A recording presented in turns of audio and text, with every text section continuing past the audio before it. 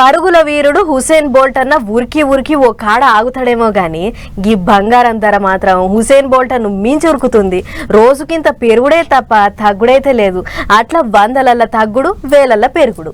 పోనీ తగ్గినాడు కొందామంటే చేతిలో పైసలు ఉండవాయే, పెరిగినాడు కొందామంటే ధరయ్యదాయే. ఇట్లా ఎట్లరో దేవుడా అని ముత్తుకుంటుంటే ఉన్నది సాలదన్నట్లు ఈగింత పెరిగింది. సరే మీరైతే గుండెదనం చేసుకొని చూడుర్రి. బంగారం ధరలకు మల్లా రెక్కలు వచ్చినాయి. పెరిగేటప్పుడు వేల మీద, తగ్గేటప్పుడేమో వందలల్ల. గిట్ల బంగారం ధరలకు ఒక్కనాడు రికాం ఉంటలేదు. ఇవాళ 200 తగ్గిందని సంబరపడే లోపు రేపు 2000 పెరిగి జనాలను పరిశాన్ చేస్తుంది అన్నట్లు ఈ వారం దినాలల్ల మల్లెంత పెరిగిందో ఎరికేనా? 4000 పైనే.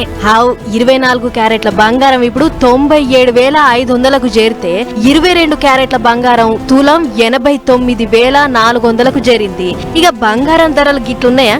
అటు మీరు పెరిగితే నేను పెరగొద్దా అన్నట్లు వెండి ధర కూడా పైకి ఎగబాకి కిలో వెండి ఇప్పుడు 1,10,000కు దగ్గరుంది.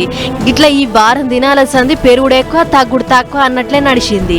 మోక చూస్తుంటే తులం ₹1,00,000 దాకపోయేటట్లు కొడుతుంది. పోనీ ఇంత అప్పు చేసిన కొందామంటే జనాలకు ఖర్చులు రాయలే చాలా అవుతున్నాయి.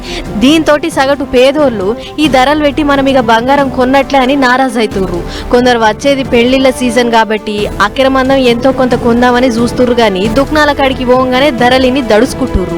10 తులాలు కొనే కాడ 2-3తోనే సరిపెట్టుకుంటుర్రు. అంటే చూడుర్రి బంగారం ధరలు ఏ రేంజ్లు ఉన్నాయో. తప్పనిసరి అయితే కొనుడు తప్ప ఇప్పుడంతా అవసరమా అన్నట్లు చేస్తుర్రు చాలా మంది.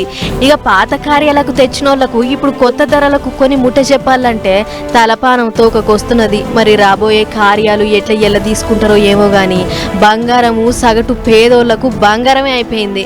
మరి ఇప్పుడే గింత పిరముంటే ముంగట 1,00,000 అయితే బంగారం ముచ్చటే ఎత్తరు కావచ్చు అని అనుకుంటుర్రు ఈ ముచ్చట చూసిన జనాలు.